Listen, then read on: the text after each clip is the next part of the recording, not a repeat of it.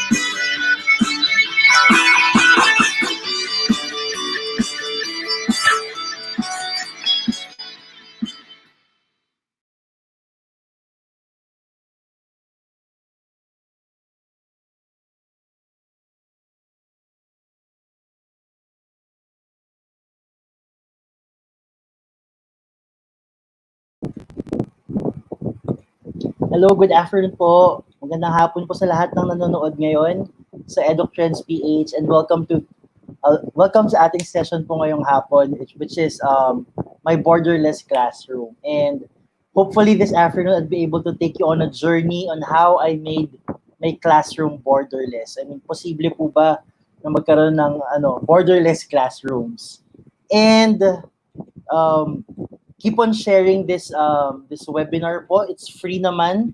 I know that most of us are working from home or yung iba tapos na mag-work from home. I know this should not be part of your work, but yes, it's professional development.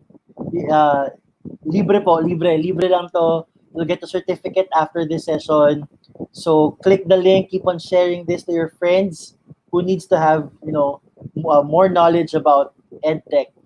So Magandang hapon po ulit. Ako po si Jeremias Daniel Picaña, or you can just call me Jay. And yeah, I'll start na po. I'll share my screen right now. Yan, nakikita po ba? Nakikita po ang ating screen? Okay po. So, again, my name is Mr. Jeremias Daniel Picaña. I'm a Microsoft Certified Educator. I'm a Skype Master Teacher, an MIEE, and I am a former junior high school social studies teacher from De La Salle Santiago Zobel School. And before anything else, I would like to thank first the organizers of EdukTrends PH, most especially to Sir Jolan Torres for inviting me here. And even though I'm not connected anymore to the school, still you trusted me with this session. Thank you very much, sir. So before we start, I want to check in first how you guys are today. So let me ask you, how are you today? So in the chat box below or in the live chat, you can use your emojis to let us know how you are feeling today. So maybe I'll give you a minute or two to just key in the emojis that would yung talagang maglalabas ng emosyon ninyo sa ngayong araw. Are you feeling great? Are you okay? You're just like, man, ayos lang. I feel sleepy, 4 p.m. Mga galing sa merienda, inaantok po ba tayo? I feel tired. Or you feel you need a hug today? Or you think you're sick?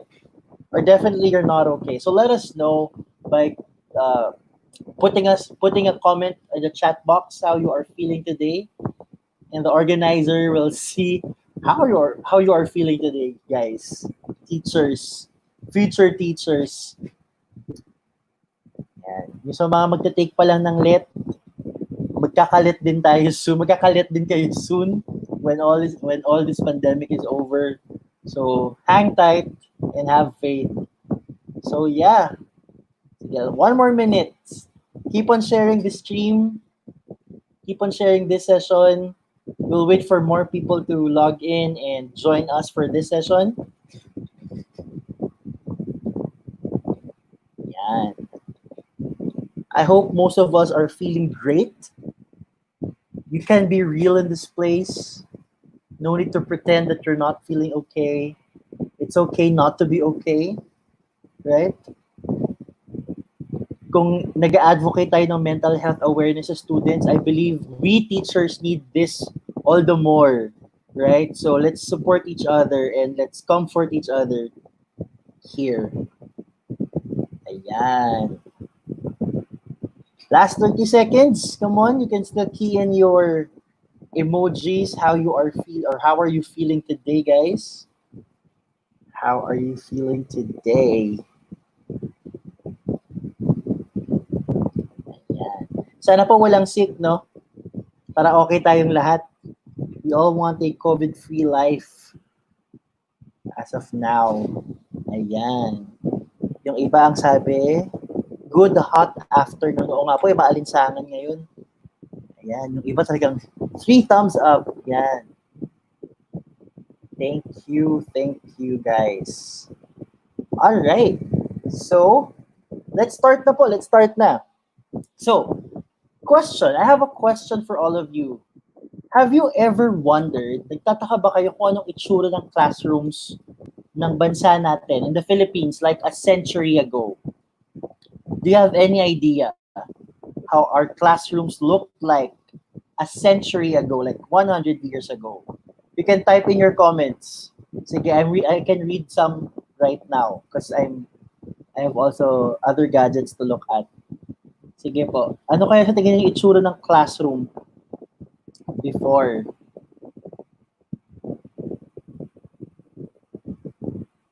Ayan, parang wala pa nag-reply. Pero okay lang po, sige. Kung wala nagre-reply. Siguro kung makikita natin no sa mga na-research ko, no chairs, okay. Classes under an acacia tree or acacia tree. Pwede no. I think like most provinces nangyayari din yung ganon, yung under sa ilalim ng puno habang hapon o umaga, sabi nila masarap magklase. No chairs, tignan po natin. So sa mga nakita ko pong parents and anak, parents and anak. Homeschool. Old style homeschool. Sige po. So, take a look at this picture. I found this on the internet. Here's an American teacher and some of the Filipino students in Manila, year 1901. No po, 1901 pa. Yan ang itsura ng classrooms natin noon. And then, ito naman po isang picture ng Filipino woman teaching IKAW boys how to read English, which was in 1914. Ayan, familiar po ba ang itsura? So may sumagot po dito, leaves serve as paper and stick as pen. Parang more than centuries na po ata yun, sir. Pero kung makikita po natin dito no, sa pictures natin, 1901 and 1914, meron ng upuan, may chairs na, I think this is Manila paper also. Meron na silang ink na ginagamit. Ayan. So, now, take a look at this of a classroom, a picture of a classroom taken 2013. So that's like 7 years ago lang po. And then, here's another picture of a classroom in the Philippines taken 2018. So 2018.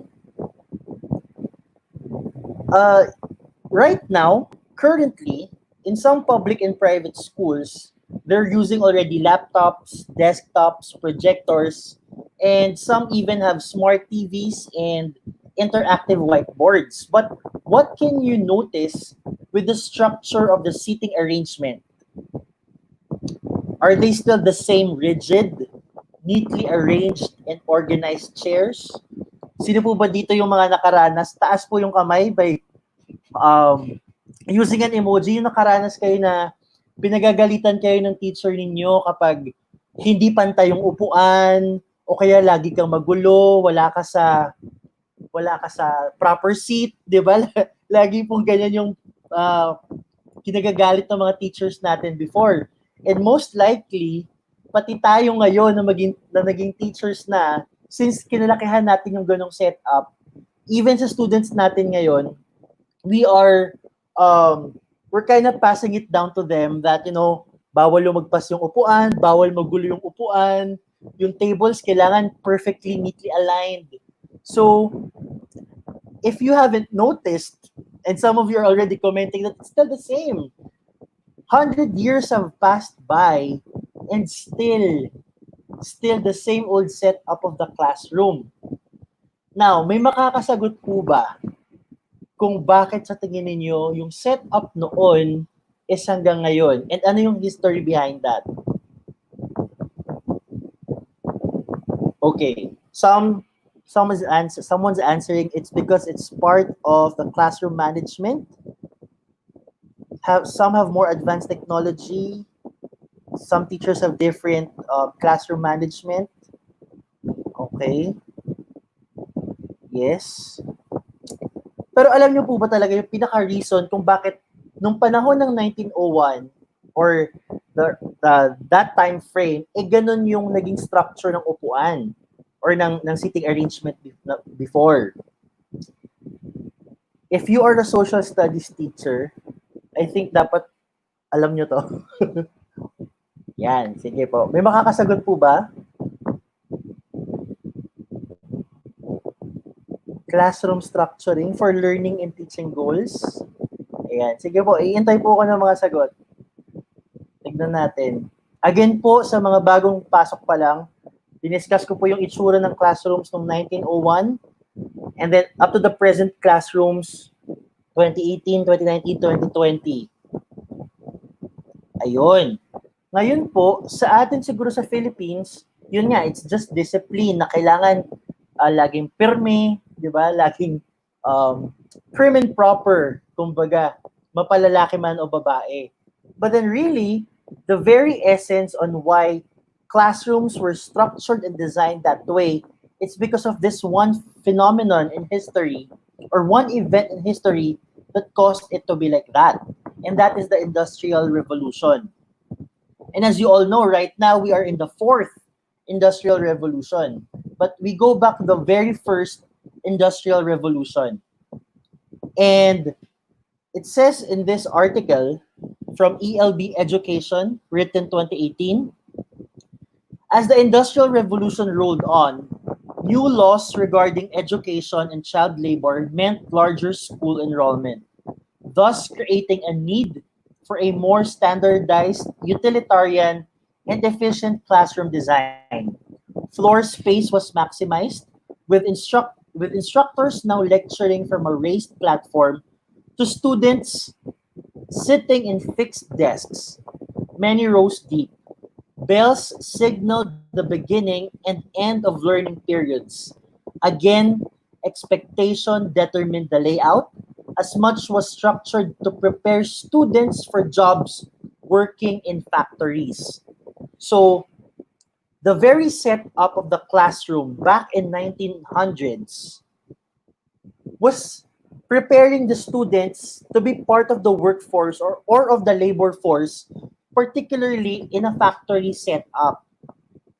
And if you are teaching social studies or if you're aware of how a factory works, it's what you call the production line, where all workers are, pretty much in one array, in one line, doing the same things over and over again every single day from 8 to 5.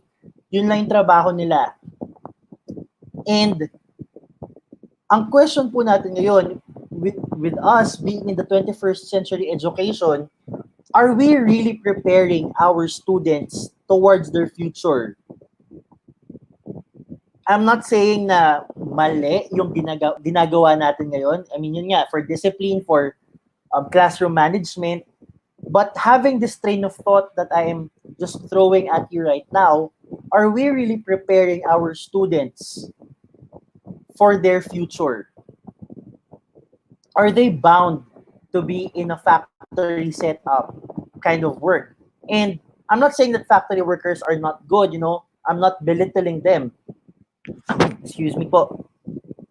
But then, even in the corporate section, even in the corporate area, we see, employees lined up, boxed up in their cubicles, right? Still in the same neatly fashioned arrangement of seats and tables. So, are we really preparing them towards their future? Or should we redesign our classroom and prepare them to be part of companies that promotes innovative and open workspaces? If you are a Microsoft ambassador or a Microsoft innovative education expert and you have been to the office of Microsoft Philippines, I love the office because it promotes collaboration. There are cubicles, but you are not bound to one cubicle. You can freely choose wherever you want to work. It's an open workspace. And if let's say one of our students would be, what do you call this? Wanting to apply in Microsoft, and then for the past 20 years of his life, he is experiencing, like being locked up or boxed up in the four walls of our classroom, having to sit down in that same kind of arrangement of seats like those of in the factory and in the corporate office. So I hope that we help them and we prepare them to be part of companies who are already emerging in the 21st century. So an example of this are some rooms in the US that were redesigned to promote 21st century skills among their students. So this classroom that you are seeing is can be found in Las Vegas, Nevada, in US. And then this next picture is a picture of a classroom from San Jose, California. So I'm just gonna go back to the last picture. If you would see, the chairs are not piled up the way it was in the classrooms in the 1900s, and also in the second picture, it is not it's not lined up the way it was. But there are different sections on where students could collaborate, and there's a section for the use of technology. There's a space for collaboration. There's a space where they can talk to their teacher. So it's a redesign for 21st century learning. However, amidst all these room setups or classroom designs or classroom structures that we designed, learning environment is more than just a physical space. You know, yes, it is important that we arrange the physical setup based on the curriculum, based on how the school wants it. But then this is just a physical space for our students to feel that learning could happen in that place. But let me ask you this: what if we take our students to a place where they can learn, travel around the world, and meet real people and their culture, excuse me, without having to leave the four walls of their classroom? Have you ever tried having a borderless classroom? A borderless classroom is now possible because now you can do more with Skype in the classroom. I'm pretty much sure that you have used Skype already. Am I right? Yes po ba tayo dun? So, I think most of us have used Skype for personal reasons. Calling a friend from abroad or calling a relative who's working abroad, or you have used it for business meetings. But if you have used Skype in the classroom already, I hope we can get in touch with each other and then share best teaching practices with this. But if you haven't tried using Skype in the classroom, then this session is just perfect for you. So, what is Skype in the classroom? Skype in the classroom is a free community that offers live, transformative educational experiences for students. It is also mentioned that it is a free global community that fosters empathy and compassion for each other in our planet. So, with these definitions of Skype in the classroom, I want to share to you how to make your classroom borderless in 4 ways. I'm sorry, I forgot to edit that. But it's how to make your classroom borderless in 4 ways using Skype in the classroom. So here's the first way. In Skype in the classroom, you can conduct virtual field trips. And what are virtual field trips? In virtual field trips, you can have a talk with experts from different museums around the world, from different historical sites, national parks, and so much more places. And these experts will give you a one-of-a-kind experience of having a virtual field trip. I mean, for some schools, specifically like the public schools and the small private schools, having an alternative learning experience or a field trip can be very, very expensive. Like provision for bus, provision for like the entrance fees. Yes, the students will have to shoulder that, but coming up with the itinerary and all, that's quite difficult. But having a virtual field trip using Skype, it saves you time, it saves you money, and children will get to learn more about the world outside the classroom with these virtual field trips.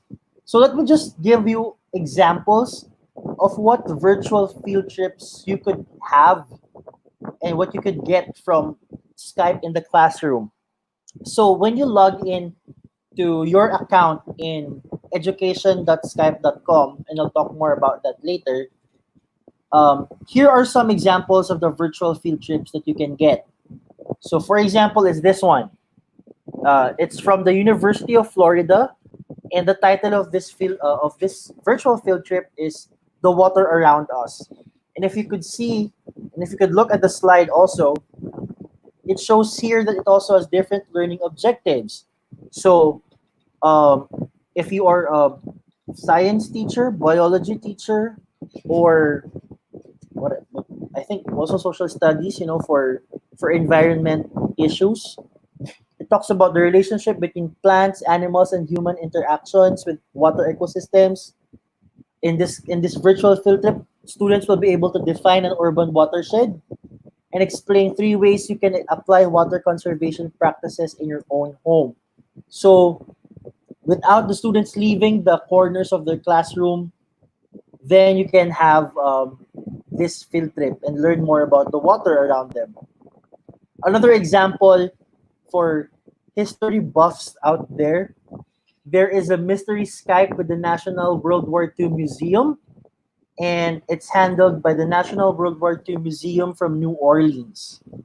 So it talks about the history behind the museum, and they're going to show you different artifacts and collection from World War II.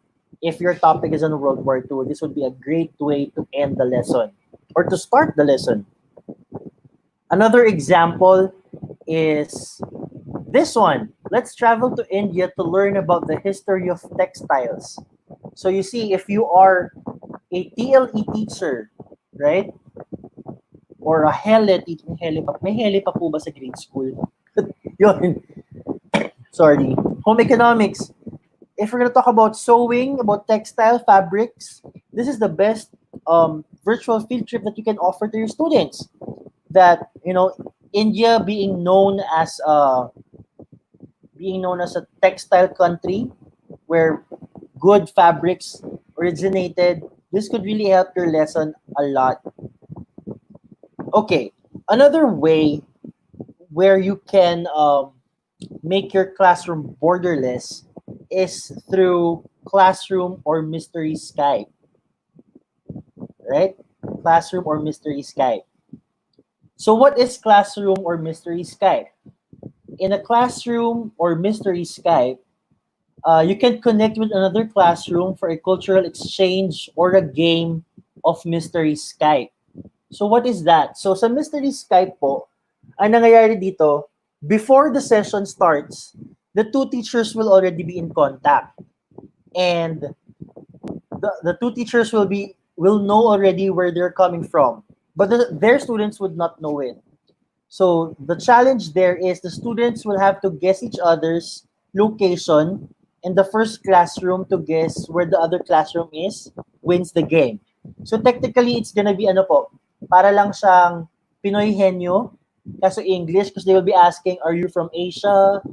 The other classroom will say no, and then they will ask the question to the other classroom, are you from America? And until they have to come up with a good answer and get the correct answer for that. So it's fun also because aside from playing that game, that Mystery Skype game, is that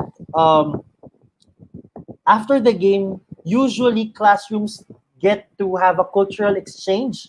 The students from different classrooms, they exchange ideas, like they would ask each other, so what's the popular food in India? And then the Indians would ask the Philippines, what's the popular sport in the Philippines? And they'd be having an exchange of culture even without seeing each other physically or being there physically. So to give you an overview also, so if you log into your education.skype.com account, you're going to see, and you choose Classroom, Skype, Mystery Skype in the classroom, you're going to see these options, and these are the classrooms available and are waiting to be connected to your classroom. And what's good about this is you can see already their subjects of interest. If you want to talk about, for example, if you want to talk about world languages, culture, and traditions, then you can contact Miss Esther Salting-Quizing from the Netherlands. And her class is from ages 12 to 14. The age of the students doesn't have to match up or to be paired, but it's fine if your students are older or way younger, as long as you have the same interest, and if your time zones will meet or you would agree to a certain time, it's fine, and it's fun. And I'll share later some of my experience with this. The third one are the guest speaker sessions. So in the guest speaker sessions, you can choose from hundreds of professionals who are eager enough to share their knowledge to your students. So dito naman po, para din siyang mystery Skype classroom. Yun nga lang, ang choose nyo po dito is a certain guest speaker, and it says here, dun sa slide po nila, sa slide na to, you're gonna see their expertise already, and you can choose what or who will be the expert for the day on your classroom. If you're talking about water again in biology, you talk about water shortage, then you can request that session for the teacher. Or if you want to encourage your students to plan and lead school activities, then you can have this teacher talk about how to become active students and request sessions for that. Okay? So yun po yung guest speaker sessions. And aside from you choosing different guest speakers to talk in your class, even you yourself can apply as a guest speaker if you think you have something to share to the community. Yun po. And then lastly, we have collaborative projects. In collaborative projects, you can connect your classrooms around the world to work on a community-curated projects and lessons. So basically, two different classrooms from two different parts of the world working together in one project. That's the idea of this one. And here are some of the available projects in the Skype in the Classroom website. So this one is about coming up with an entrepreneurial idea for students. So different schools joining together to come up with a good business for a startup company. So imagine that. It's not just like if you have ABM students, diba, working on their feasibility study, or you wanted to start up their own business, you can collaborate with these people. You can pitch in your ideas, and they're also going to pitch in their ideas. And who knows, you can make a transnational company, right? Another example is the International Peace Project. So if you would look at this project, the student engaged in this session is from 7 to 15. From 7 to 15 years old. And it talks about the subjects of government, politics and civics, and the sustainable development goals. And you would see at the learning objectives that the students would discover the global community and learn how children are change makers, explore sustainable development goal number 16 to learn what it means, and develop students' creativity in different activities like drawing, singing, playing sports, and so on. So as early as 7 years old, you can already teach your students how to promote world peace. Okay? They don't have to join Miss Universe anymore to promote world peace. As early as young as they are, they can already learn about how to promote peace among humanity. Okay, and last, another example of a collaborative project is this one, protecting women. And the objectives are to educate girls and help them achieve their dreams, to collaborate and brainstorm ideas on how to use computer science to support gender equality, and to collaborate and communicate with girls from different nations. So with a simple act like this, you're already empowering young girls to become a better global citizen, and you're empowering them, protecting each other, and leading them towards STEAM or STEM, because we all know that STEAM is a very ano ba sabihin, puro lalaki, karamihan lalaki ang nasa field na to, kaya talagang even in the western side, they're pushing for this. They're pushing for this concept. of girls getting into STEAM, that girls can be designers, girls can be programmers, right? And it says here in their definition and their um, description, we want to meet with other classrooms around the world and girls to share our voices and ways we can take action to support gender equality. So I think this is a good project also. And these are just examples. There are a lot more projects available or collaborative projects available in the site. So now, those are the 4 ways on how you can make your classroom borderless. So the question now is, as I mentioned earlier, I'm going to share how I made my classroom borderless. So for this slide, I became a I became a guest speaker for a session for a show and tell class with Miss Pham Nguyen, and she's from Vietnam. I'm not sure if the video will play, but yeah, it has no sound. I muted the sound, but what's happening here is that it's a show and tell session for them. The kids that Miss Pham Nguyen is an ESL teacher. She teaches English as a secondary language to young Vietnamese kids. And for that day, their activity is that they're going to draw their favorite pet and they have to explain it to me. And me being the guest speaker, actually, I did not speak that much. But what I did is I assessed their skill on speaking English, if they can confidently and at least use basic English grammar. And it was a fun time. I mean, I had to talk to like 12 students, I think, and they just shared to me their favorite pet and why is it that that pet is really close to their heart. There. Okay po. Ang susunod po nating slide is one of my classes.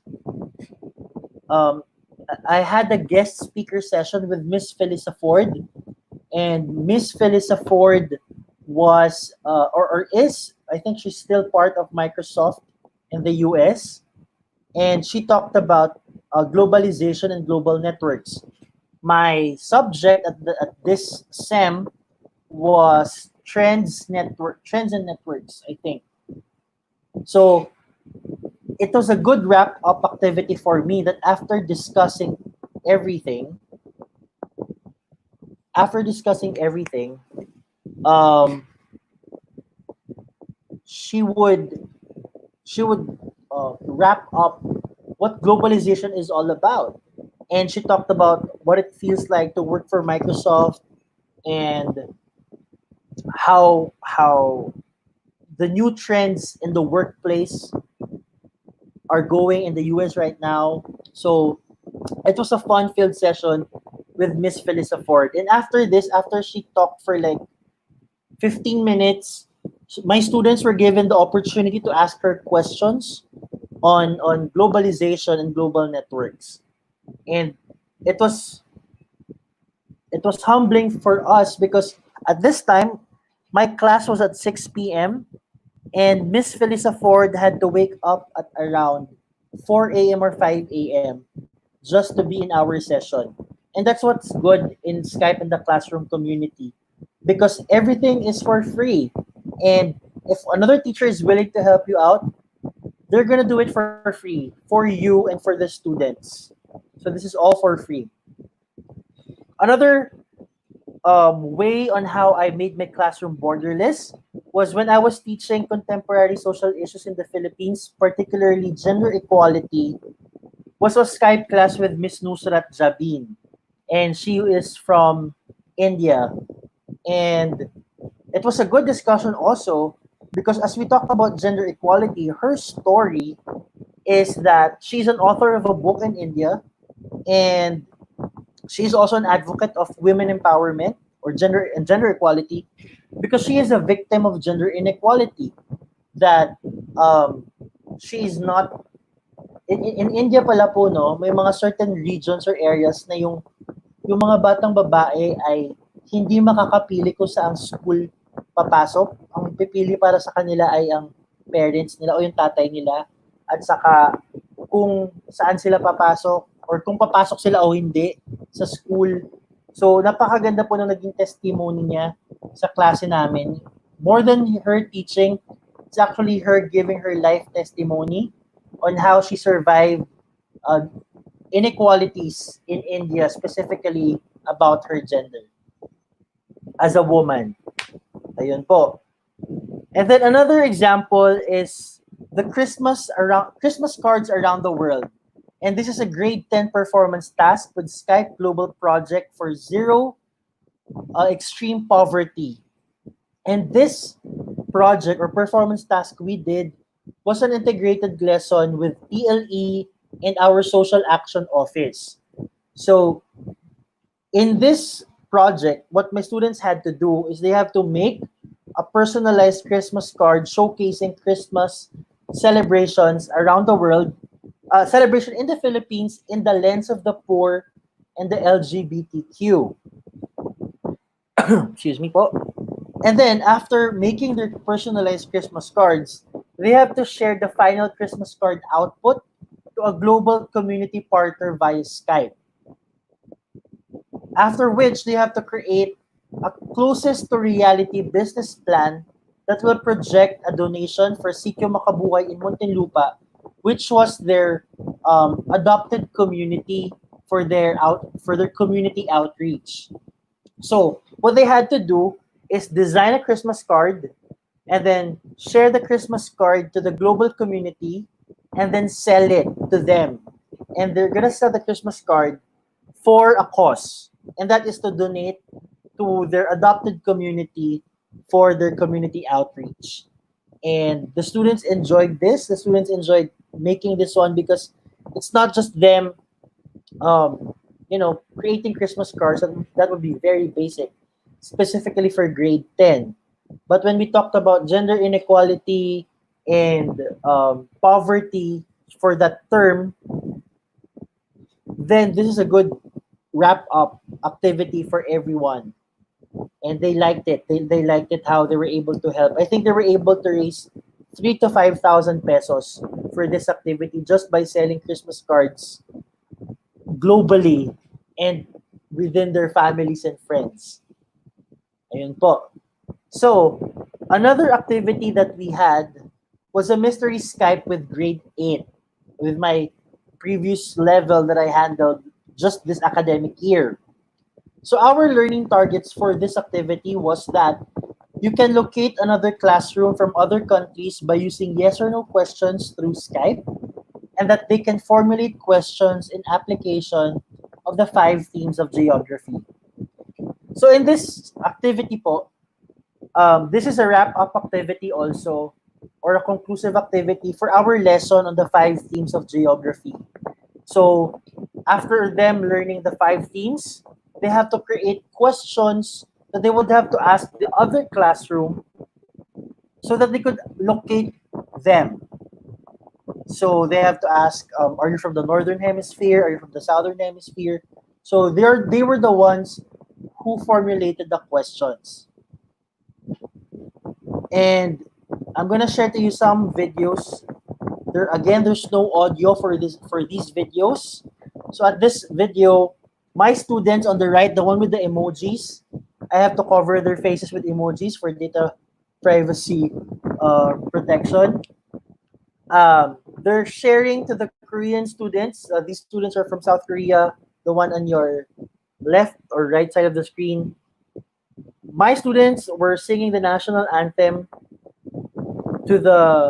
for the Korean students, because the Korean students asked, what is your national anthem? Can you sing it for us? So my students gladly did.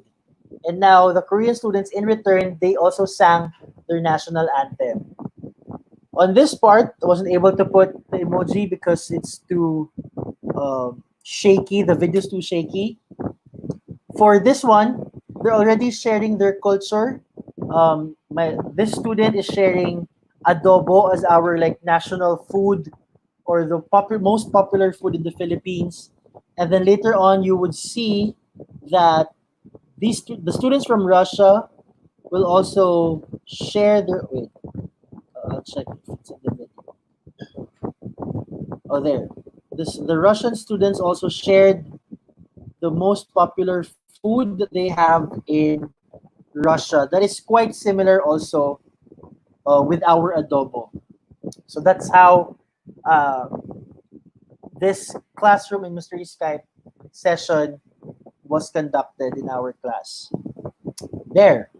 And and what's the best way to assess how effective my activity was is by having them evaluate their experience. So by using Padlet, if you're not familiar with Padlet, it's a website where students can post like digital post-it notes, and you can use them for formative assessments. So let me just read one feedback from my student.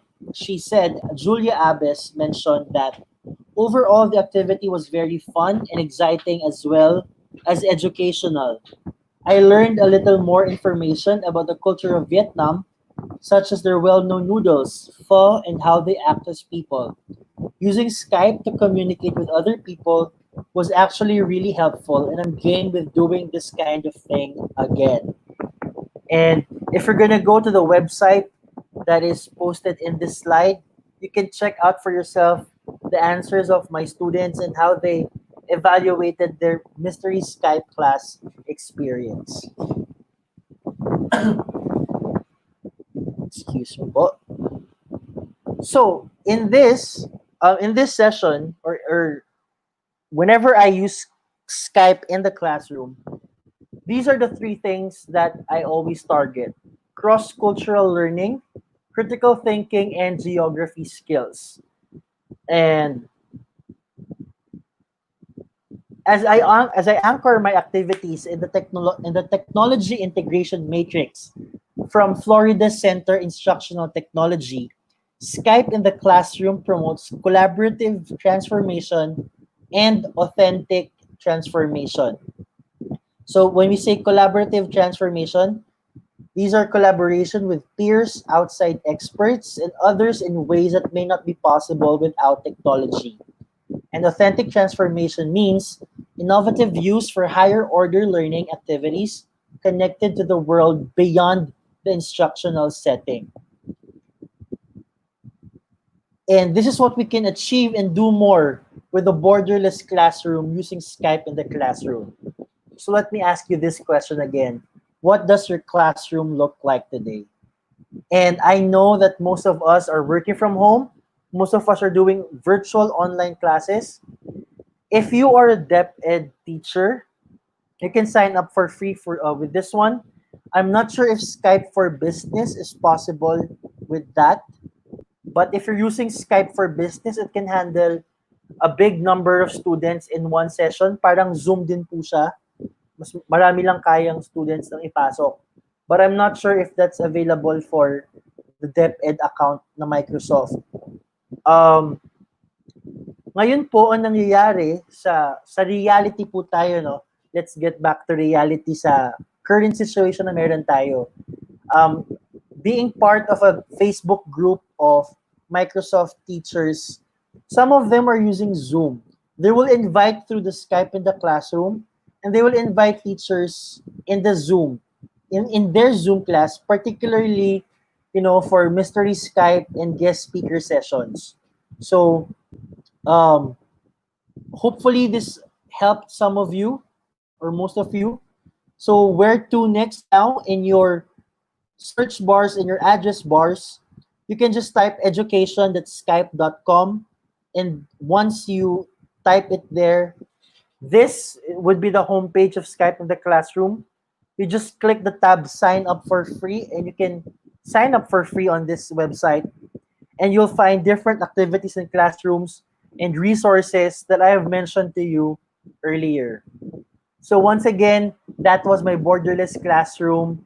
I am Jeremias Picaña. I'm a social studies teacher, a Microsoft certified educator, an MIEE, and a Skype master teacher. So if you want to collaborate with me, do send me an email. at jeremias.picaña@gmail.com, or you can reach me through my social media accounts, fb.com/oheyitsj, Instagram oheyitsj, and you can also subscribe to my own YouTube channel, J Picaña. It's not an educational vlog, but I have educational materials that are already um, in the works. So educational vlogs would be just a portion of it. It's more of like a chop suey sari-sari yung laman ng vlog ko. Although I have 5 themes for that, and educational and ed-tech concerns would also be part of it. So I encourage you to please subscribe to my YouTube channel.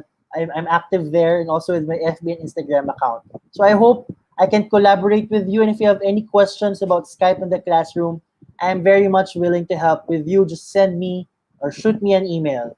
Thank you very much for listening.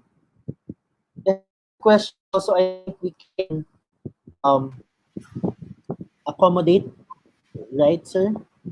Yes po. Actually, if you have some questions, you can type in the comment box below para masagot ni Sir Jay. So, yun, di ba? Thank you, Sir Jay, for accepting our invitation Thank to you share very much, Sir Jolan. and to share your knowledge and expertise when it comes to specifically in using Skype in the classroom. So, di ba? Yes. So ngayon we can also adopt this strategy na we can use Skype sa ating mga classroom, lalo na ngayon sa online distance learning ngayon. So we don't limit our classroom. That's why kaya nga it's borderless classroom. So kahit nasa Yes. ibang tayong mga speakers natin, we can invite them. We can ask for schedule or appointment. At least mas maganda pa rin pag galing sa sa expert yung experience na binibigay natin sa ating mga estudyante. Saka sir, ang maganda kasi dito, free siya, di ba? Like everyone has Skype account. If not all, most every one of us have a Skype account to contact our relatives, our friends. Pero yun nga, meron po tayong education.skype.com where you can be part of an awesome community of teachers and global teachers and collaborate with them as well. So sana po makapag-sign up kayo doon. Libre din po yung sign up doon. Hindi kayo hihinga ng credit card. Hindi kayo hihinga ng payment details. Wala pong ganun sa Microsoft. Everything is for free for teachers. For teachers. Lalo po sa mga DepEd teachers natin. Yes. So i-grab natin yung opportunity na this is it It's free, for free. Tapos we can use it in the classroom. So itong webinar natin is free for the teachers. Isang outreach natin or isang way of helping the teachers din. Siguro ito rin yung mga matututunan natin, yung mga binibigay na tips, tsaka yung mga free websites. We can adapt it. We can start signing in, creating, explore natin yung Skype natin. Then, ayun, di ba sir, alam ko, pwede ka dong mag-set ng schedule, mag-appointment. And there are some resources which are available online that they can use for online distance. So, yun. I think there are also lesson plans integrated per subject that you can find there. Hindi lang po siya limited sa science, sa English, social studies. Meron din po mga math related. Sir, may nakita akong question, is there a limit on the number of participants? If you're using po a person... Opo, if you're using a personal account, 1:1 lang po yung alam ko. But if you're using Skype for business, yun yung kaya mag-accommodate ng until 50 ata or 100. So hindi po ako sure kung kasama sa DepEd account yun. Hindi ko sure, again po, hindi po ako sure if kasama sa DepEd account ang Skype for business. I-check nyo na lang po sa O365 account ninyo. Pag may nakita po kayong Skype doon, malamang kasama po yun. Ayan. So may mga questions po ba tayo, teachers? You can type in the comment box para at least kasama natin ngayon si Sir Jay.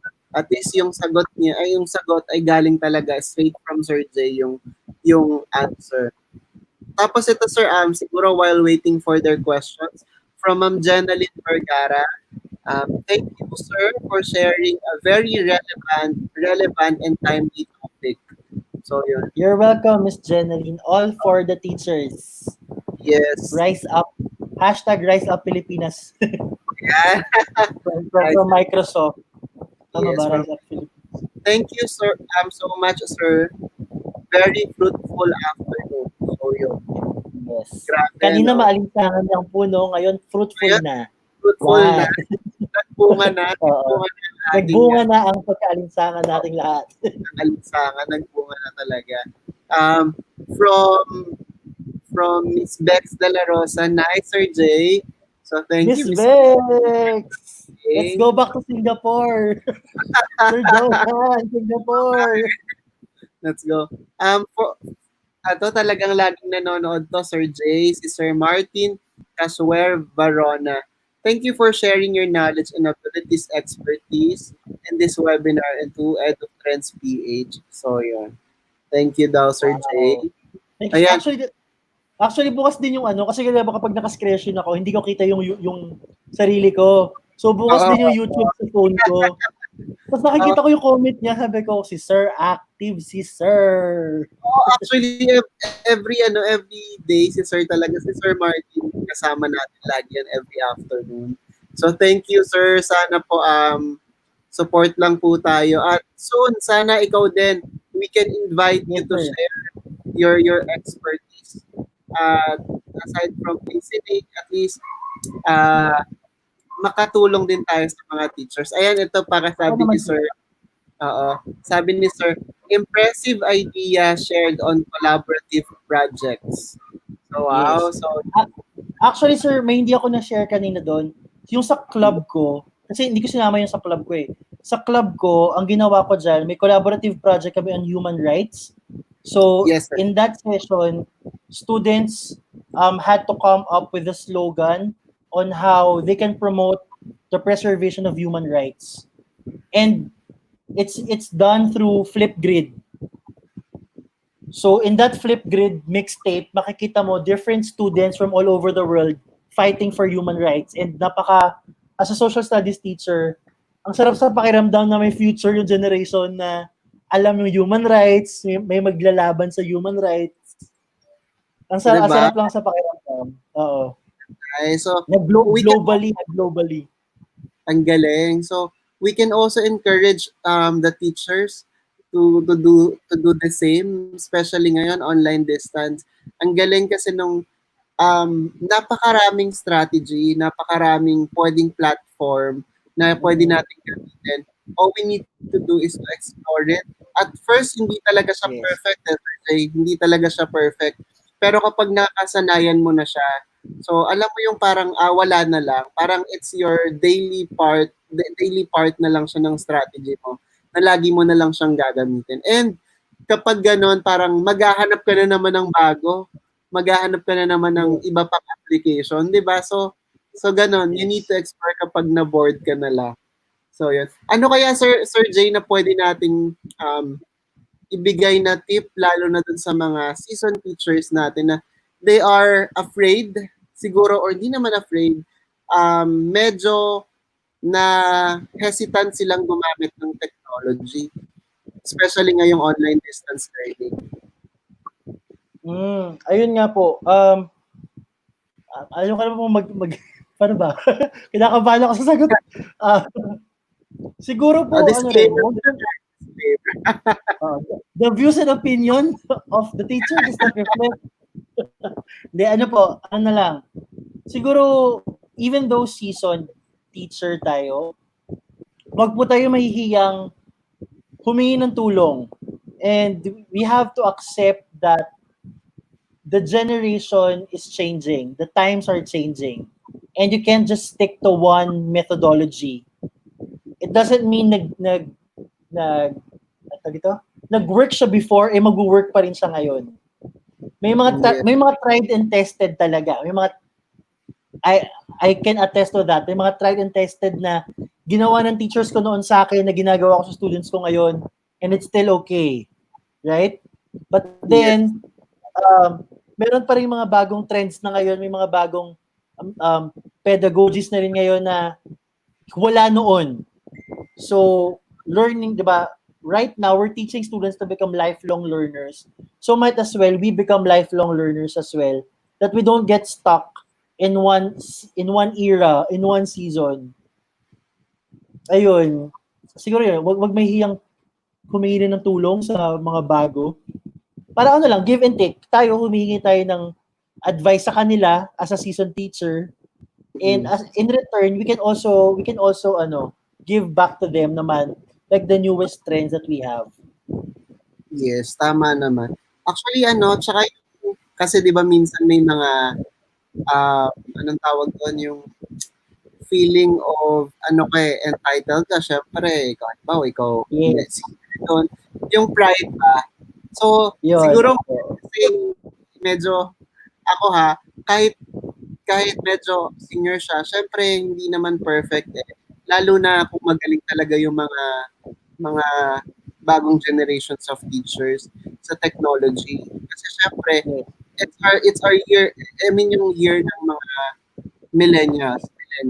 So, hindi siya kailangan talaga we need to ask help from those students, from those teachers na medyo alam talaga yung paggamit ng technology. And we need to collaborate with them instead na makipag-compete tayo sa kanila na sabihin natin mas magaling. Hindi naman sinasabing pag magaling ka sa technology, magaling. Alam mo yon. So, yung mga ganong bagay yes, sir. Ayan. Ang ano nga meron, kasi, sir, may bibitawad akong one-liner, sir. Usually, whenever I give seminars and training, I would always say this: we are the 21st century teachers that our 21st century learners need. Because even if you started teaching in the 20th century, but if your learners are in the 21st century, that's like 1 century apart already. And times have changed. So you really have to update yourself. Kumbaga sa cellphone, you keep on updating. And sa Nokia, kaya natalo ang Nokia, because they thought Symbian would be a forever OS, di ba? Akala nila yung OS nila na Symbian, forever na yung magtatagal, not until Android came in and they thought, they could still keep up with the competition, pero hindi, natalo talaga sila ng Android dun. So just like that, if hardwares and cell phones could be upgraded, how much more us? We're much smarter than AI. Correct. Tsaka sinasabi ko din, sir, na parang if you can't, 'di ba, parang if you can't, 'di ba, yung mga more on games itong mga estudyante natin eh. If you can't beat them, 'di ba, beat them, you join the students, you join them how to learn, how they adapt the changes. So yun, kasi ayun yung magiging encouragement nila. Ay, si teacher gumagamit. Oo. Go, sir. That's a good point. And it just reminded me of one lesson we had. Nako, baka may mga taga-Subel na naririnig to. Kasi sir, di naman sa bawal. Medyo tagilid to sa natin. Pero sa topic kasi namin na imperialism, militarism, mga ganon, mga tungkol sa ganon topics. Pati sa expansion, what I did was for a couple of minutes, I asked them to play Call of Duty. Ayan. Tapos diba? Yung mananalo, tapos pag, hindi pala topic namin ng imperialism. Sorry, World War I. For World War I. Mm-hmm. So sa World War I, nag Call of Duty kami. So ang at the end of the day, yung quick game lang, di ba may ganun, may quick game sa COD? Yung parang 5 minutes tapos na yung laro, 7 minutes. Ang katanungin ko, anong pakiramdam kapag natatalo? Anong pakiramdam kapag nananalo kayo sa isang battle? Mm-hmm. So yun. So doon tumakbo yung usapan namin. Parang naging motivation yung COD. I mean, kung magiging by the book talaga tayo, bawal talaga yun, di ba? Pero kung yun nga, sabi mo nga, if you can't beat them, join them. Di ba? And yun, mas naging motivated sila pag-usapan yung World War II. Bakit nga ba hungry for power yung mga nananalo? Bakit hungry for power yung mga politicians? So, ganun. So, I think may Actually, question. Nabasa wait, ko. may question dito kay Ma'am Jubhel. Applicable po ba magkaroon ng partnership ang isang school and ang Skype classroom for the access of the students and the teachers? Yung Skype in the classroom po, walang access po ang students doon. It's a community of teachers. Again po, it's a community of teachers. So teachers lang po ang may access doon. Ang partnership po sa isang school, kung di ako nagkakamali, Sir Jolan, correct me if I'm wrong, ang school nyo po ay pwede mag-apply as a Microsoft Showcase School. Yes, Kung yes. Microsoft apps po, kung powered kayo ng Microsoft ang inyong school. In the case of our school po ni Sir Jolan, Zobel is a Microsoft Showcase School. That's the partnership that we only get. We're like a distinguished school na we are running through Microsoft applications. Pero in terms of the Skype classroom in itself, wala pong ganon na per institution based. Puro ano po yan, puro teachers po talaga. Yes po. Tama naman, Sir Jay. Wait, baka may question pa ata tayo dito. Let's check po if we still have questions here. Sir, kanina meron po. May sorry, ayan. How can we apply, ito sir, from Ma'am Jennifer Lina Ramos, how can we apply Skype in the classroom if we're not face-to-face with our students? Do they also need to have a Skype account so we can meet? okay po. I think kung nagagets ko po, kung nakukuha ko po ng tama yung point ninyo, kung gagamitin niyo po yung Skype as a classroom, kailangan po lahat ng students ninyo may Skype. Pero po, kung wala, ang alam ko po sa Skype, meron kayo doon na invitation link and they can just use their browser for that as long as may webcam. Pero yun nga po, kailangan naka-Skype business kayo para marami kayong taong maipapasok doon sa Skype session ninyo. Ayun po. So, Tapos ngayon po kasi usually, if you're using if you're using DepEd account already, if you want to use Skype in the classroom or Skype as a video conferencing tool, you have to use Microsoft Teams. And that's a different seminar on Microsoft Teams. Kasi integrated yung Skype sa Microsoft Teams, and it's very secured. It's a secured app talaga. Skype is a secured app. Microsoft Teams is a secured app, so there's no possibility of breaching data, unlike with what's commonly being used right now.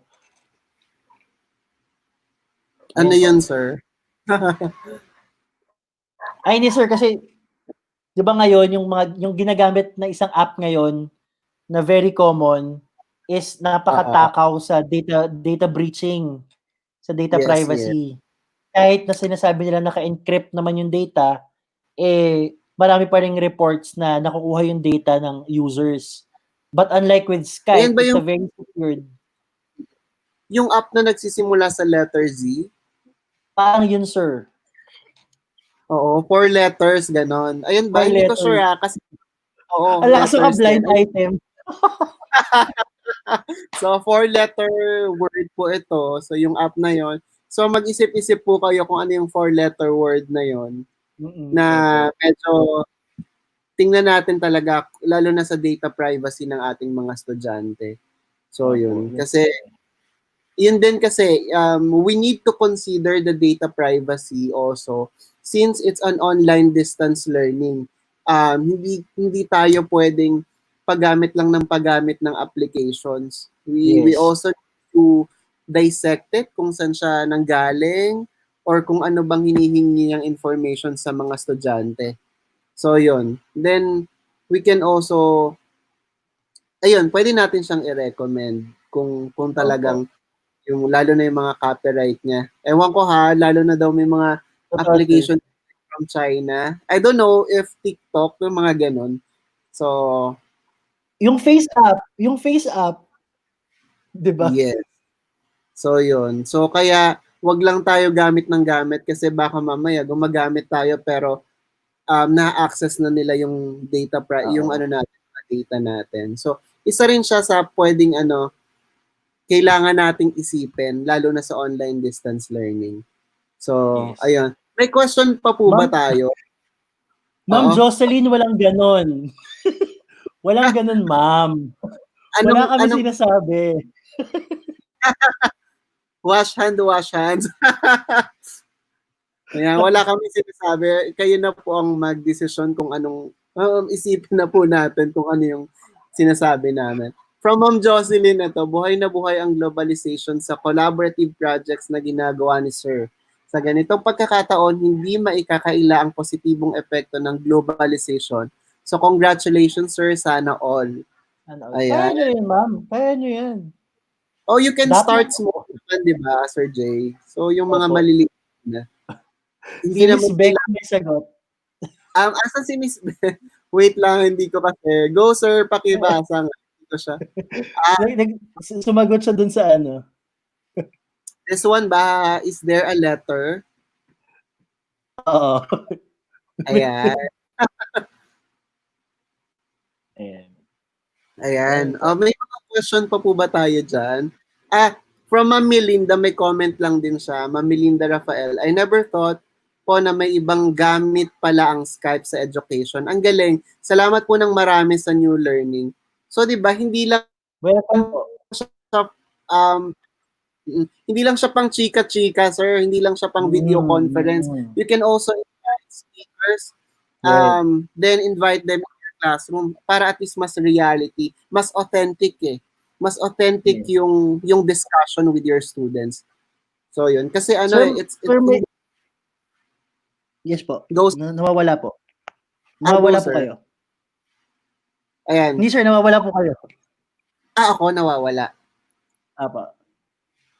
Ayan, okay na, sir? Hindi, ayun sir, may ka-clarify ako kasi may nakita akong comment dito from Maria Cristina Manzano. Sabi niya, ubus load. True po, ubus load, ubus data. Yung data po na minimension namin dito is not yung data na ginagamit yung pang internet.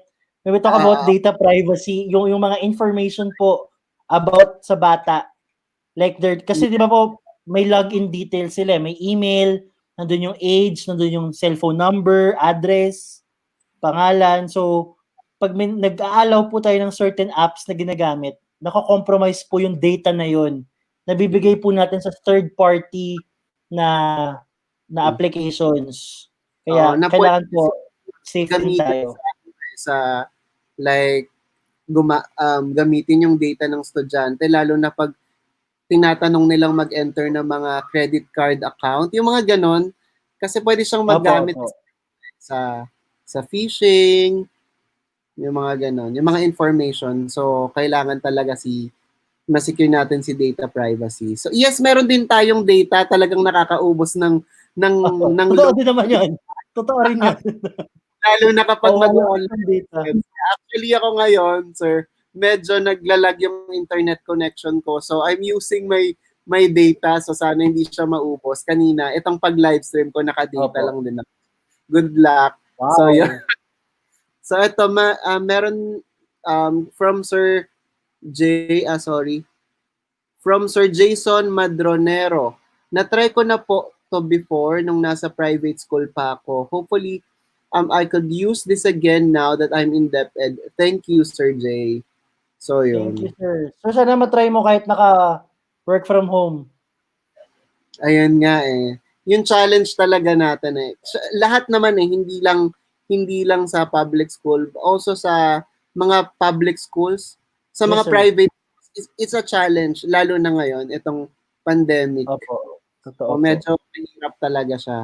Ayan, sabi ni Ma'am Jocelyn Anyag, it's data privacy issue. Data privacy, the data internet. So, ayan po siya.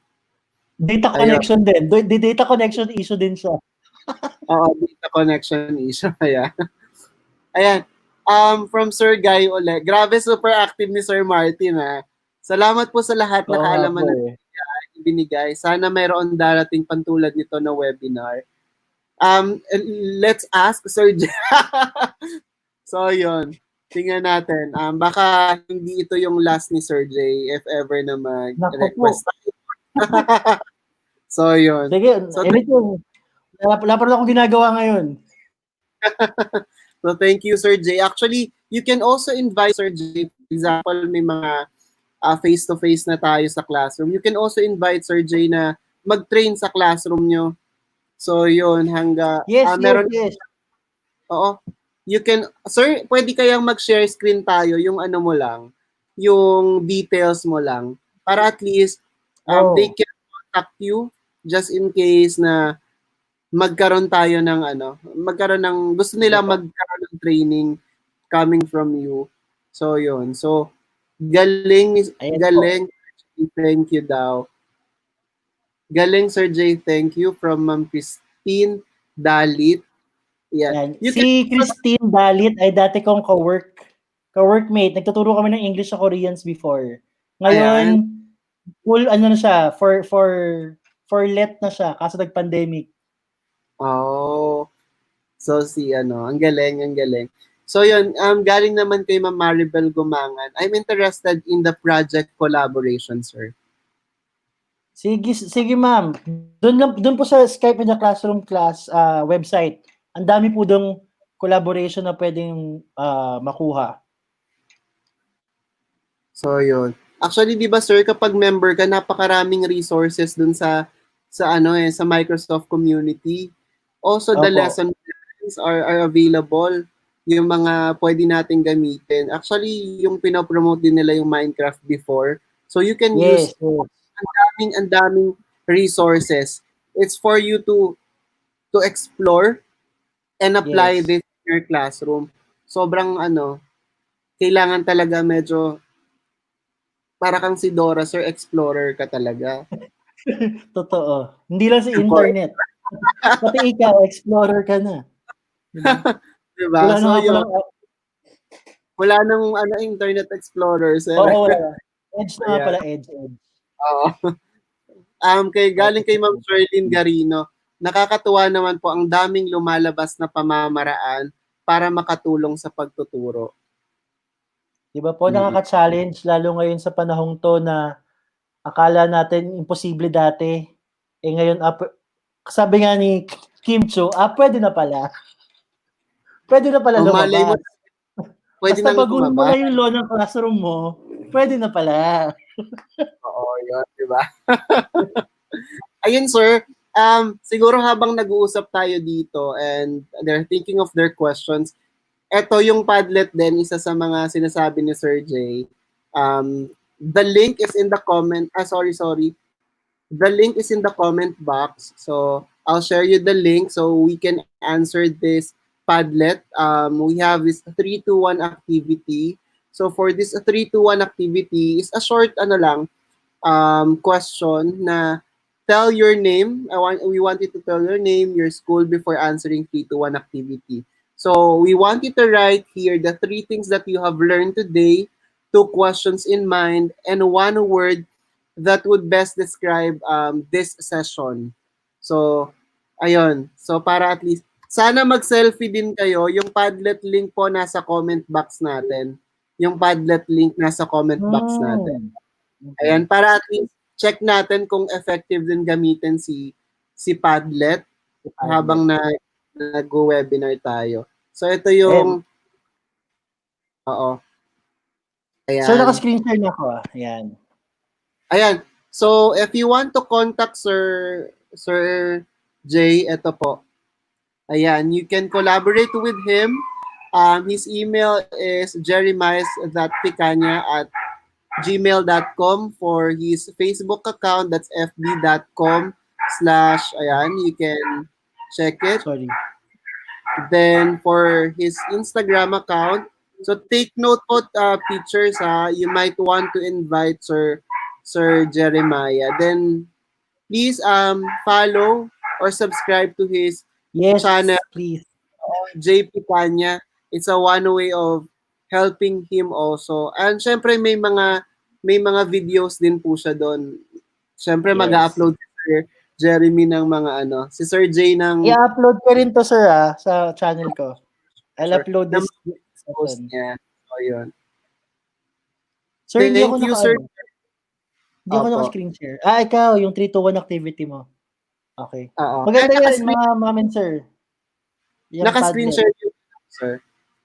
Ayan yung, ano mo, yung contact details mo. Ayan, sige. Ayan ha, yung contact details ni Sir J. So make sure you follow him in his Instagram account. Grabe sir, ang dami pa nila. Kahit thank you sa mga viewers natin na kahit medyo late tayo na Oo nga po nagsisimula. eh. Kasi we need to adjust, we need to adjust the time slot kasi nag-work from home na din kami. So, Yes. syempre 4:15 yung mga ganon, at least beyond ano na siya, working hours, school. Yes. Thank you po. Thank you sa pakikinig. Oo, salamat po sa pakikinig. Maraming salamat ha. Sobrang thank you talaga. Walang anuman sir. Anytime. Even sa mga nakikinig po, anytime. Just send me an email if I'm available. I can attend to your needs. Wow. I can attend to your needs. And if you need help on setting up Microsoft Skype in the classroom or any Microsoft related apps like PowerPoint, Word, OneNote, yan. Grabe Pwede po, maka-Microsoft talaga si Sir J, no? So, mahal na mahal ka na ng Microsoft for sure. Sa Microsoft, baka naman. Diba? Yung mga Microsoft, baka naman dyan, may pa-jacket. Oo May nga jacket eh. ka na, Sir J. May jacket ka na, di ba? Hindi nakasya. Hindi na kasya. Actually, yung sa akin din, hindi na rin kasya yung Microsoft jacket ko. Sa ito, sir, may question from Sir Owi Galsim. How can we contact you if we want to invite you, especially for project collaboration? Share natin uli, Sir J, baka medyo hindi nila masyadong napansin. Sige At least, ito po. invite nyo si Sir J sa school nyo. O if you want to have training, Skype Yes. Master po si Sir J.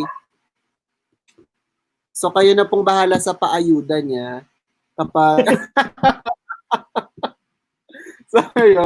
So, yun. Tapos i-flex ko lang ng konti yung sarili ko. Magbubuhat ako ng sariling bangko. Hindi naman sa pagbabayabang, pero ano na po, sure. I'm proud to say that I'm one of the only 4 Skype master teachers in the Philippines. So yun, apat lang po kami. Isa sa Luzon, ako yun. Skype. Opo. Isa sa Luzon, isa sa Visayas, 2 sa Mindanao. And I'm proud to say I'm part of the 4 Skype master teachers in the Philippines. Sobrang nakaka-proud. Nagulat din ako nun, sir. Akala ko nun, sir, marami rin sa Philippines like MIEE. Kasi nakita ko yung program nila, yung SMT sa education, sa MEC, sa community. So sabi ko, might as well try kasi nga ginagawa ko naman sa classroom. Tapos when I got the acceptance letter that I got into the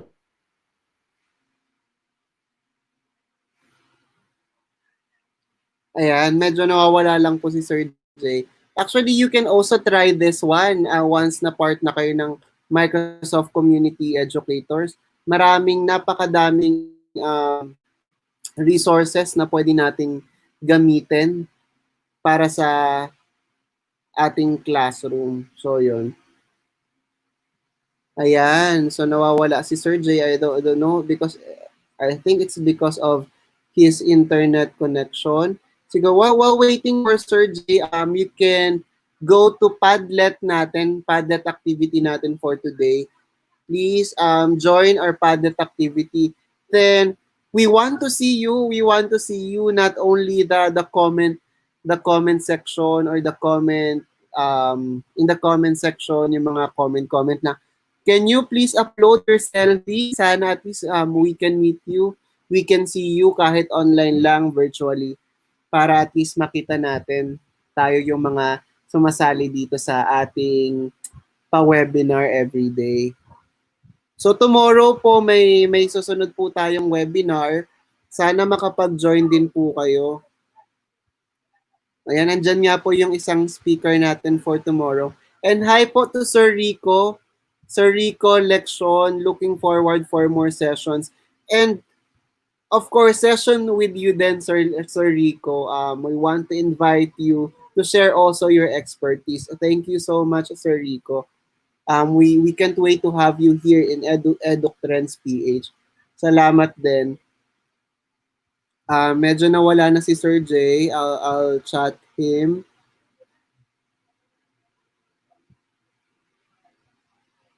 Ayan.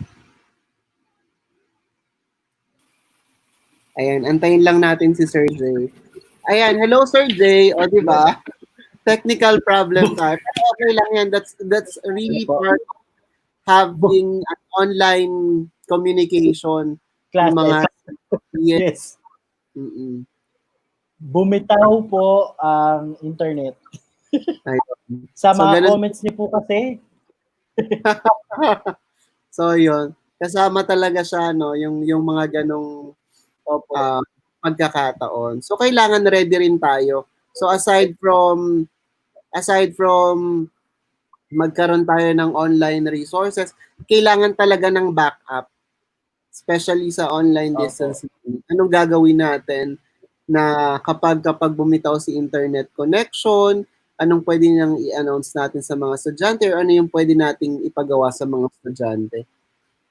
So yun sir, ang daming nagsasagot dito sa ating board. Let me see. Opo. Ano siya? Ayan, from Ma'am Raster, from Philippine Normal.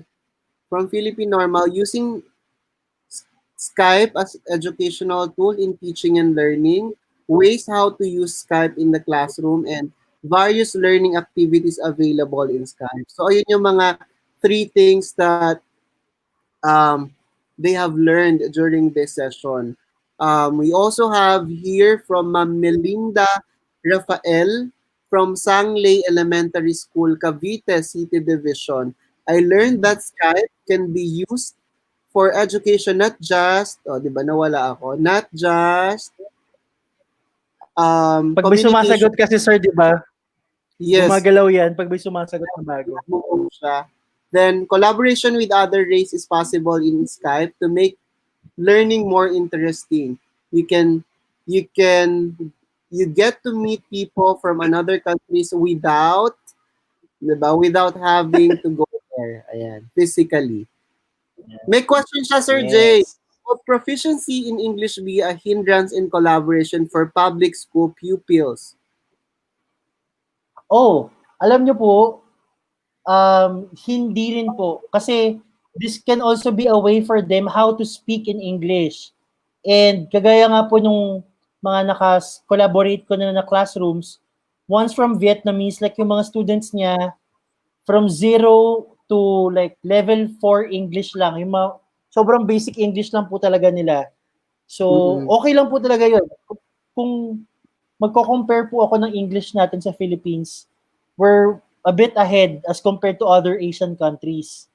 So, okay lang po yun. Kasi yung may teacher naman po na magta-translate sa kanila. Oo. So, kayo po as a teacher, i-guide din yung students ninyo. Actually, syempre, sir, parang before naman mag-start si Skype, tatanungin din natin yung kabilang yung teacher natin kung yung speaking, yung communication skills ng mga estudyante kung okay ba. If not, we can also request for interpreter. So yun. Or ikaw mismo, teacher, you can also be the interpreter ng iyong klase. Opo. Pwede nyo i-prompt kasi, ipa-prompt nyo muna yung mga bata. And usually before the session starts, the two teachers would have to meet first prior to the main session. Yes, so pag-uusapan nyo kung anong mangyayari, kung anong setup, ganun. And ano lang yung point of discussion, di ba? Kasi during the session, pwedeng kung ano-anong pag-usapan nyo. Pero what are the point of discussion? So maybe you can talk about that. Ayan, from Miss Bex de la Rosa. Hi, Miss Bex. Ang taray ng picture natin, no? Face up ba to? Artista, di ba? Different uses of Skype. I want to apply and be part of the Skype Masters here in the Philippines. Wow! So na-encourage na si Miss Bex to be part of the Go, Miss master, Bex. Skype Master. Go, Miss Let's Bex, bilang ka na go. ikaw na yung panglima. 'Di ba? Kahit Ikaw na walang ano, kahit di siya kasama sa incentive, let's go. ikaw na yung panglima, Miss Bex. Go, i-push mo na yan. Thank you for this very nice session, Sir Jay. Ayan. So, si Miss Bex po will be our speaker for tomorrow. So, andito po Tomorrow, yan. Miss Bex for tomorrow. So, she will share on how to use learning playlist in your class, in your online Diyan naman siya expert. Yes, Diba? diba? Ano. Ayan. Hi po kay Si Sir Sir Frank. Frankie. Skype in Classroom, collaboration, cross-cultural ideas. Cultural ideas. Okay. No question. One word, fruit. Sir, may nakita ko dyan, Tigales Piñas. Alas Piñas. Si Ma'am. Scroll ko. Ma'am something. Ayan, si Miss Maria Manzano. Ma'am, Si taga-talon lang ako. Baka Ay, naman. taga-talon. Sobrang lapit mo lang dyan. Malapit ako dyan, sa Las Piñas East. So, sa Las Piñas East, ito po ba ay yung sa may Doña Manuela malapit? Not sure kung ito yung doon sa may Doña Manuela. So, from Ma'am Maria Cristina, sabi niya, linking with Skype Classroom for teachers, various learning activities available in Skype, collaborative transformation, authentic transformation using Skype as educational tool in teaching and learning, not for student application. Ways how to use Skype in the classroom. It's an eye-opener daw. Ito may mga eye-opener. From Benguet State University. Hello, Ma'am Jennifer Lin from Benguet State University. Grabe. Benguet. Sana ma-invite niyo si Sir Jay dyan sa Benguet. Naimbag na malaman ng diba? So, yun. Ang daming nag-aano sa atin. Ang daming nagpa-participate sa ating grabe. sa Nabahan niya Padlet. ako dito eh. Oo. Grabe, Sir Jay. Sorry, late na tayo. It's okay. Ang saya nga eh. Di ba? Nakaka-enjoy. So, if you have questions pa po, teachers, please comment in the live session, live comment box session natin sa baba para at least, sorry, Sir Jay, natanggal ko. Okay lang Ayan. po. Ayan. So, may question pa po ba tayo? Pasensya na po sa selfie ko ha, sabi ni Miss Bex. So, yun. Panalo ka dun, Miss. Mag-ingat kayo sa FaceApp ha, sa paggamit niya ng iba-ibang application. So, yun. For your data privacy din. So, ayan. So, very thankful sila from Maricel Yason. Maraming salamat po, Lani Labis. From Ma'am Lani Labis. Thank you so much. Siguro, Sir Jay, ano yung pwedeng maging challenge nila kapag gumamit sila ng Skype? Internet connection. That's the only challenge you can face using Skype.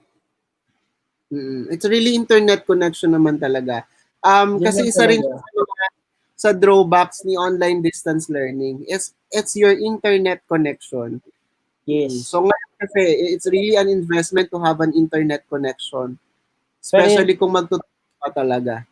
Yun nga, sana talaga magkaroon ng intervention din yung government in terms of the internet connection. Diba? Like when we were in Singapore, imagine sa yung normal nilang internet, public internet, diba? Ang taas ng speed test, ang taas ng download and upload speed. Oo, sobrang bilis tayo.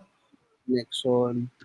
So kapag nandun ka parang sobrang wow, ang bilis, isang click mo lang nandun ka na agad. So yun. Si Ma'am Maria daw po, sabi niya, malapit po sa Lozada Equitable. Opo, alam ko po yan. Lapit po ako dyan. Pwede na siya pumunta dyan. Walking distance lang, lalakarin po yan ni CJ. Hindi, joke lang po. Kaya lakarin. Actually, kaya talaga lakarin. So, kontakin ka daw ni Miss Saan Bex. to, Miss Bex? Ayan. Sa Skype Master, go. Oo. Baka may mga gusto siyang itanong sa iyo. I think napakaganda rin no. Sana makapag-Skype din tong mga teachers natin. At least may experience nila the power Experience of nila, oo. para at least malayo man sila malapit din. Wow, ano yun? Wow. Actually, sir, Nakakata- meron ako isang ang maganda rin kasi dito, you can start locally. If you cannot invite any teachers um, from different part of the world, you can start Mhm. with another teacher from the Philippines, like someone from Mindanao, if you're from Luzon. And you can share culture, especially kung kayo po ay nasa grade school, halimbawa, araling panlipunan teacher ka, bata, ako at ang aking, ako at ang aking komunidad. So you can compare different communities. Ano ba ang barangay isang barangay sa Las Piñas kumpara sa barangay sa Cotabato? Ano yung everyday nilang ginagawa? Yun po, pwedeng simpleng ganun. Hindi naman kailangan mag-abroad ka agad eh. Correct. Kumbaga Hindi naman nga, libutin mo muna ang sariling bakuran. bakit pa tayo lalayo? You can invite Sir Jay sa Skype session nyo with your students, especially if you're teaching araling panlipunan. 'Di ba? Ayan na si Sir Jay, pwedeng mag-Skype kayo with Sir Jay. So at least 'di ba, meron siyang pwede yan. You can invite Sir Jay Wag for your lang po math. wag lang math. Kahit anong subject, wag lang math. Wag lang daw math. Kahit anong subject, Sir Jay ha, ano Wag bang lang pwedeng math. Ayan. So, Lalo kung ayan. TLE yan, go ako dyan. Mga lutuan. Kaso paano mo matitikman, Sir Jay? Pag magluluto. Yun nga. Ayun. Online cooking show ang ano. Ayan, may question pa po ba tayo? May question pa po ba tayo, mga teachers? Siguro Wala. sir, kung wala, kasi may mga nakita rin ako sa Padlet. Baka I'll just answer sa Padlet na lang. Sige. You can, and doon naman yung link sa Padlet. But I can show the Padlet. Let's check po si Padlet. Para at least makita natin siya. Ayan. Wow, meron na mga selfie dito. Like si Sir from Sir John Nico Santiago. Skype Classroom, Microsoft Teachers Collaborative Learning. No question, informative. Okay, that's a Sir John Nico. Thank you, Sir John Nico. Then we also have here from Sir Richard B. Acorba from Laguna State Polytechnic University. Nothing can stop us teachers in delivering quality education, necessary adjustment in this new normal, and look for the brighter side of today's system. So grabe, no, napaka-positive ni Sir. So it's really, you really need to have a growth mindset to adapt this new system. 2 questions, Sir Jay. How can everyone cope up with this new normal in terms of technology utilization? And what are the coping mechanisms do teachers need in order to deliver quality education for the learners? Ang lalim naman nun, sir. Ba't ganun, sir? Let's answer muna, sir, the first question. How can everyone cope up with this new normal in terms of technology utilization? Ayan, sir, bakit ka nandito? Tatanungin kita kung bakit ka nandito. Kasi you really want to cope up with the new normal in terms of using technology. And in this webinar, we're discussing how we use technology in the classroom. Tama po, di ba? So, tama. So, yun, pwede siya. Pwedeng ayun yung maging ano natin, yung sagot natin sa kanila. Siguro through webinars. And ikaw din, it's your drive also to explore and practice the different apps, the different technology na pwede. Ayun. Saka po ako kanina, kagaya ng sabi ko kanina, ngayon kasi I'm really pushing for mental health awareness. That's also one of my advocacies right now.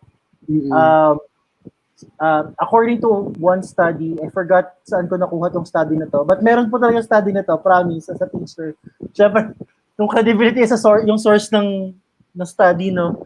I read an article during this quarantine period that together with the rise of COVID patients is the rise also of anxiety, depression, not just and the age range of those who are suffering from anxiety and depression with this pandemic are not the Gen Z as compared to the previous studies. It's the working generation. It's us.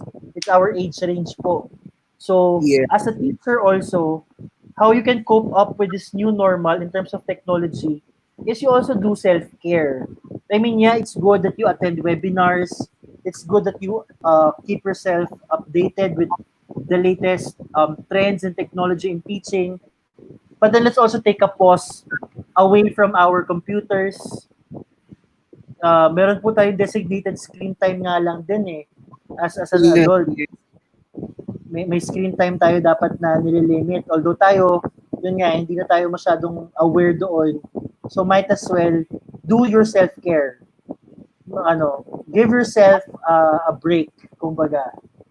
So it's one of the coping mechanisms you can do in order to deliver quality education.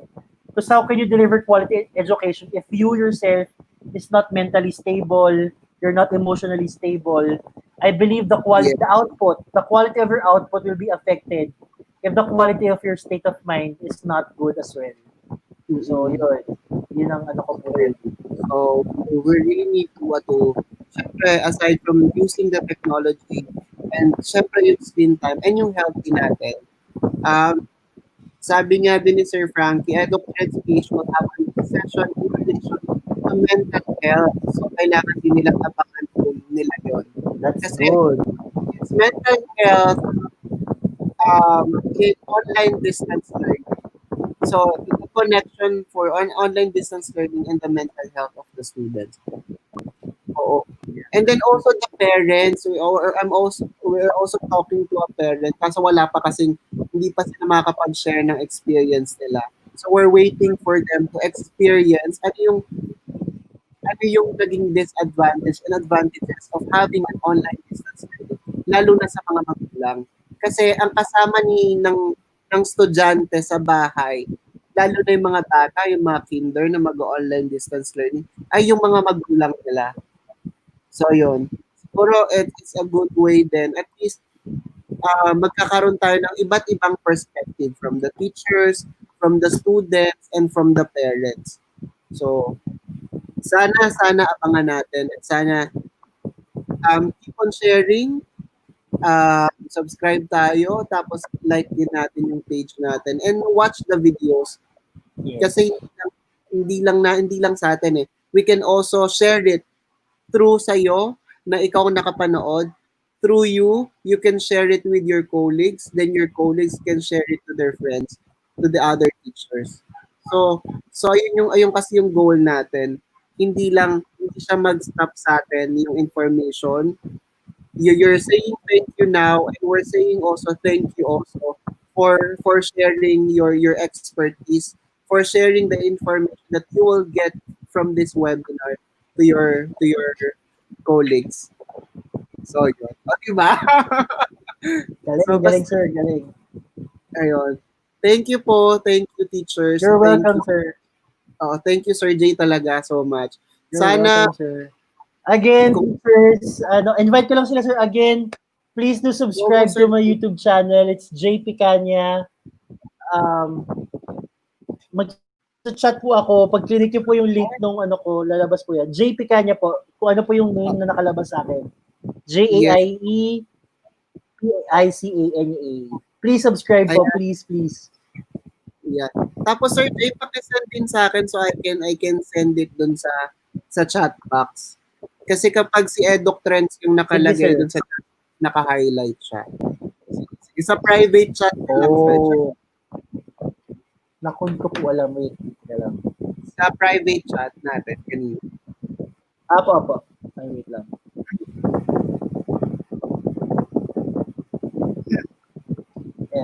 Yan lang po yung search nila sa YouTube channel. Ayan. So, YouTube channel ni Sir Jay. So, please subscribe po tayo kay Sir Jay YouTube channel. Halo-halo po yan. May ano. Ayan, search for J. Picaña. Yes. Ayan. So, the link po. Ito po yung link. And you can also share the link, Sir Jay, para mas, Yes, sir, yes. Ayan, YouTube channel ni Sir. Just search for J. Picaña.